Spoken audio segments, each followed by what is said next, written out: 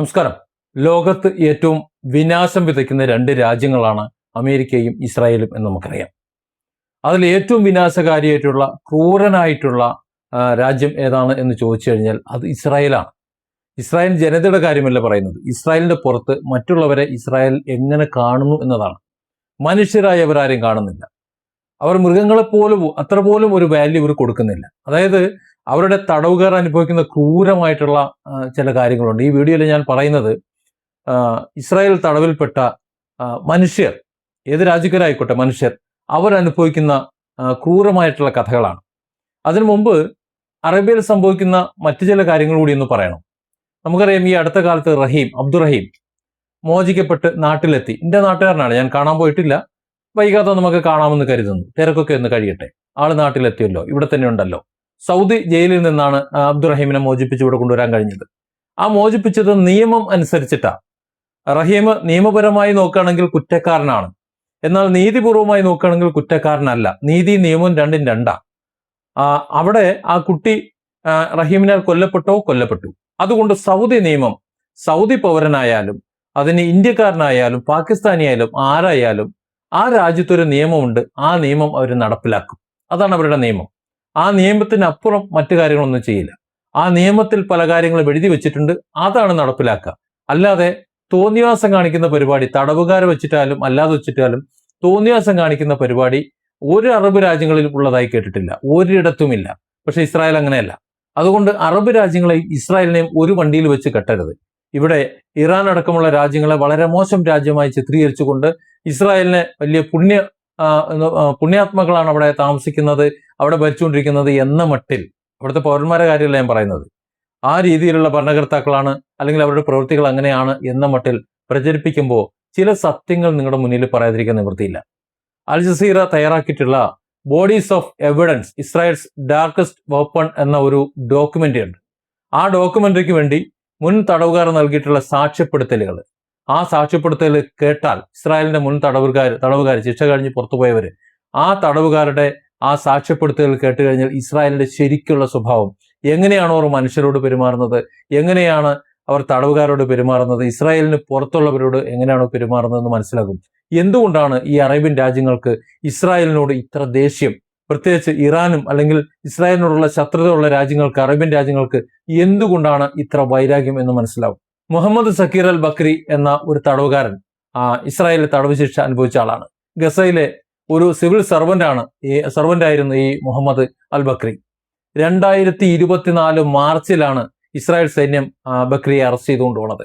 അയാൾ പിന്നീട് പറഞ്ഞ കാര്യങ്ങൾ കേട്ടാൽ ലോകം ഞെട്ടിപ്പോകും. അതായത് ഒരു പുരുഷനാണ് അയാൾ. ഒരു പുരുഷനായിട്ടും അദ്ദേഹം ക്രൂരമായിട്ടുള്ള ബലാത്സംഗത്തിന് ഇരയായി എന്ന് പറയുമ്പോൾ ഒന്ന് ആലോചിക്കണം, എന്താണ് അവിടുത്തെ മനുഷ്യർ, അവിടുത്തെ പട്ടാളക്കാർ അല്ലെങ്കിൽ അവിടുത്തെ പോലീസുകാർ ഈ പറയുന്ന തടവുകാരോട് പെരുമാറുന്നെന്ന്. നമ്മൾ പറയുമല്ലോ, ഗസയിലും അല്ലെങ്കിൽ പലസ്തീനിലും, ഇനി അതല്ല ഇറാനിൽ പോലും കുട്ടികൾ, അല്ലെ, സ്കൂൾ കുട്ടികൾ, ആ കുട്ടികളുടെ മുകളിൽ ബോംബിട്ട് പൊട്ടിക്കാൻ, അവരെ കൊന്നുകളയാൻ ഇസ്രായേൽ എന്ന ക്രൂര രാജ്യത്തിന് സാധിച്ചു. അതുകൊണ്ട് മനുഷ്യന്മാരെ ഗണത്തിൽ അവരെ പെടുത്താൻ പറ്റുന്നില്ല. മനുഷ്യരൂപം വേണ്ട ചെന്നായ്ക്കളായിട്ട് അവരെ കൂട്ടാൻ പറ്റുന്നുള്ളൂ. അതുകൊണ്ടാണ് ഇത്തരത്തിലുള്ള ക്രൂരമായിട്ടുള്ള പ്രവൃത്തികൾ നടന്നു പോകുന്നത്. 2024 ഏപ്രിൽ 10, അതായത് റമസാൻ അവസാനിച്ചിട്ടുള്ള ഈദ് ഉൽ ഫിത്തർ തുടങ്ങുന്ന ദിനം, അന്ന് അദ്ദേഹം കൃത്യമായിട്ട് ആ ദിവസം ഓർക്കുന്നുണ്ട്. അന്ന് 6 സൈനികർ വീതം ഇരുവശത്തു നിന്നുമായി അയാളെ അതുപോലെ മറ്റ് 7 തടവുകാരെയും വളഞ്ഞിങ്ങോട്ട് പിടിച്ചു.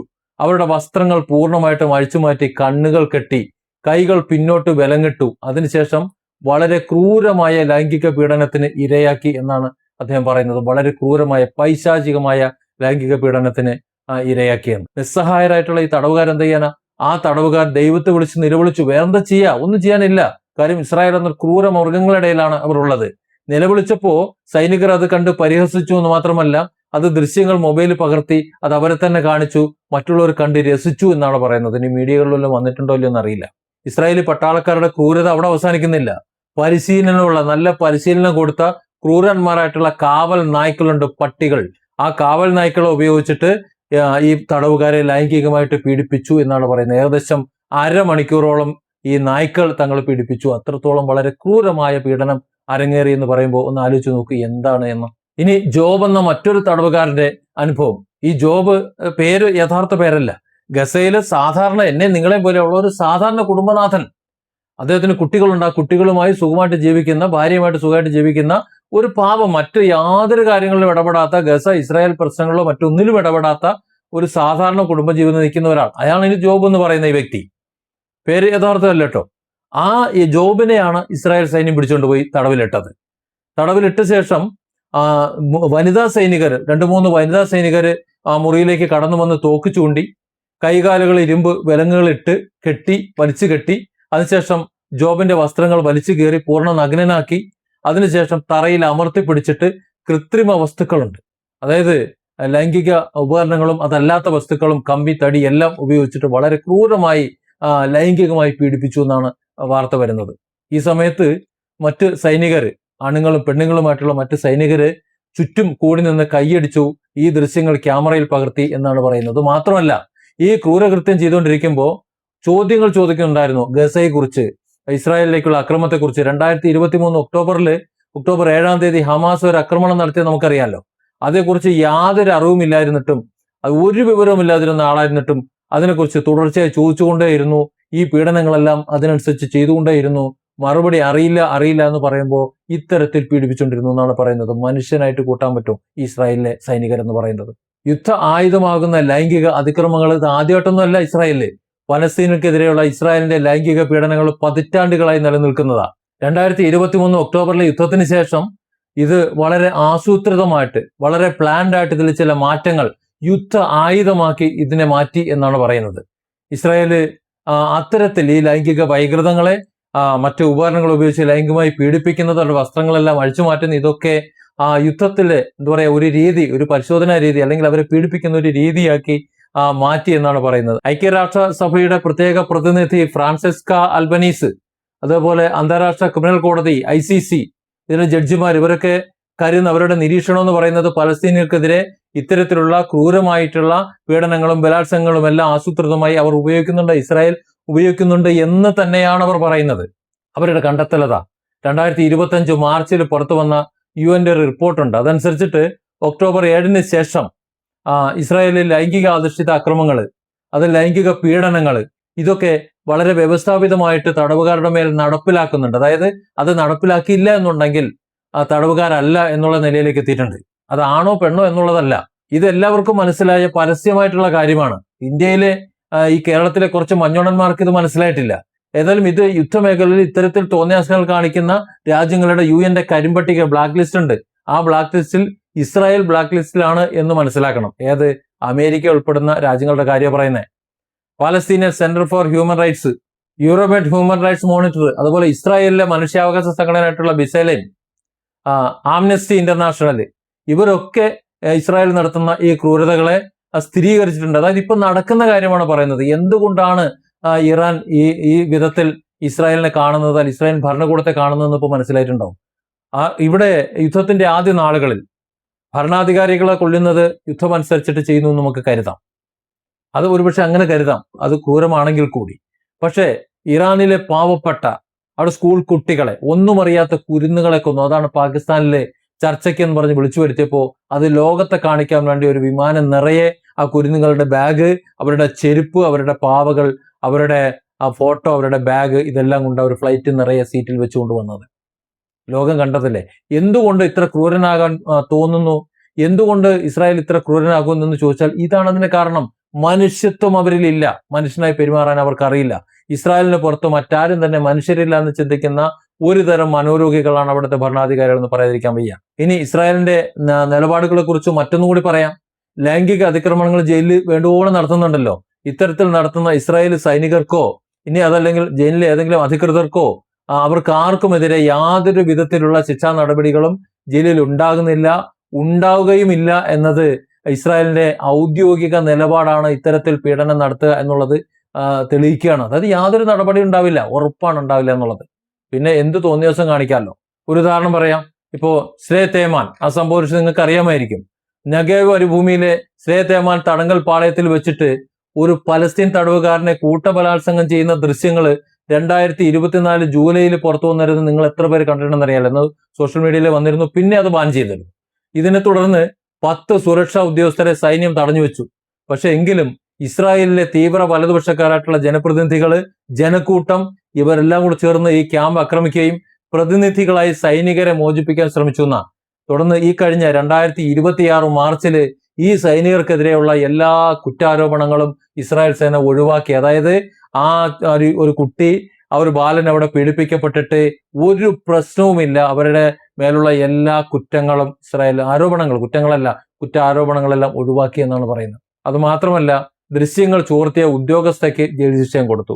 ആ ബലാത്സംഗ ദൃശ്യങ്ങൾ പകർത്തിയല്ലോ, മനുഷ്യാവകാശ ലംഘനമാണ്, കൊടും ക്രൂരതയാണ് എന്ന് മനസ്സിലാക്കിക്കൊണ്ട് ആ ദൃശ്യങ്ങൾ പകർത്തി പുറത്തുവിട്ടിട്ടുള്ള മേജർ ജനറൽ ഇഫാത്ത് തോമർ യാരുശാൽമി എന്ന വനിതാ ഉദ്യോഗസ്ഥയെ ഇസ്രായേൽ സേന അറസ്റ്റ് ചെയ്തു. ഇസ്രായേൽ പ്രധാനമന്ത്രി ബെഞ്ചമിൻ നെതന്യാഹു, ഇന്നത്തെ ഇതേ നെതന്യാഹു, ഈ ദൃശ്യങ്ങൾ പുറത്തുപോയതിനെ വിശേഷിപ്പിച്ചത് എന്താണെന്നറിയോ?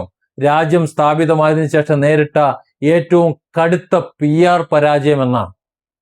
ഏറ്റവും കടുത്ത PR പരാജയം എന്നാണ് ഇതിനെ വിശേഷിപ്പിക്കപ്പെട്ടത്. നോക്കൂ, എവിടെയാണ് ബെഞ്ചമിന്റെ മനസ്സ് നിൽക്കുന്നത്? ബലാത്സംഗത്തെ ന്യായീകരിക്കുന്ന ഒരു ഭരണകൂടമാണ്. 2024 ജൂലൈയിൽ ഇസ്രായേൽ പാർലമെന്റായ നെസറ്റിൽ വെച്ച് തടവുകാരെ ബലാത്സംഗം ചെയ്യുന്നത് ന്യായമാണോ എന്ന് ചോദിച്ചപ്പോ നെതന്യാഹുവിന്റെ ലിക്വിഡ് പാർട്ടി അംഗമായിട്ടുള്ള ഹനോക്ക് മെൽവിറ്റ്സ്കി ഉറക്കെ വിളിച്ചു പറഞ്ഞത്, അതെ, അവർ ഹമാസ് പോരാളികളാണെങ്കിൽ എന്തും ചെയ്യാൻ നിയമസാധ്യതയുണ്ട് എന്നാണ്. അവർ ഹമാസുകാരാണെങ്കിൽ എന്തും ചെയ്യാൻ സാധ്യതയുണ്ട് എന്നാണ്. ഹമാസുകാർ തീവ്രവാദികളാണോ, ഹമാസുകാർ ഭീകരവാദികളാണോ എന്നൊന്നും എനിക്കറിയില്ല. ഞാൻ ഹമാസിനെ അനുകൂലിക്കുന്ന ആളുമല്ല. രാജ്യത്തിന് വേണ്ടി, സ്വന്തം രാജ്യത്തിന് വേണ്ടി എന്ന് കരുതി നിലകൊള്ളുമ്പോൾ ഇസ്രായേൽ പലസ്തീനിലും ഗസയിലും കയറി ഇങ്ങനെ അടിച്ചുകൊണ്ടിരിക്കുമ്പോൾ സ്വാഭാവികമായിട്ടും ഒരു കൂട്ടർ അത് ഹമാസിലാണ് കയറുക, ഇസ്രായേലിനെ അടിക്കാൻ ഹമാസാണ് നല്ലതെന്ന് കരുതി കയറുന്നുണ്ടാവും. അവനും ഈ പറഞ്ഞ ഹമാസ് പോരാളിയായിട്ട് വരും. അവരെയും നമ്മൾ തീവ്രവാദികളെന്ന് വേണമെങ്കിൽ വിളിക്കും. പക്ഷെ ഇസ്രായേലിന്റെ അത്ര തീവ്രവാദികളല്ല ഹമാസിന്റെ പ്രവർത്തനങ്ങൾ നമുക്ക് മനസ്സിലാക്കാൻ പറ്റും. മൊത്തം ഒന്ന് നന്നായിട്ടൊന്ന് പഠിക്കണം, എങ്കിലേ മനസ്സിലാവുള്ളൂ. അതുകൊണ്ടാണ് ഹനോക്ക് മെൽവിറ്റ്സ്കി പറയുന്നത്, അവർ ഹമാസ് കുറ്റവാളികൾ, ഹമാസ് തീവ്രവാദികളാണ് എന്നുണ്ടെങ്കിൽ എന്തും ചെയ്യാൻ, നമുക്ക് എന്തും ചെയ്യാം, അതിന് നിയമസാധ്യതയാണ് എന്നാണ്. പ്രതിരോധ മന്ത്രി ഇസ്രായേൽ കാട്സ് സൈനികരെ കുറ്റക്കാരാക്കുന്നതിന് തള്ളിക്കളഞ്ഞപ്പോൾ ദേശീയ സുരക്ഷാ മന്ത്രി ഇറ്റാമർ ബെൻ-ഗവിർ സൈനികർക്കെതിരെയുള്ള അന്വേഷണത്തെ ലജ്ജാകരം എന്നാണ് വിശേഷിപ്പിച്ചത്.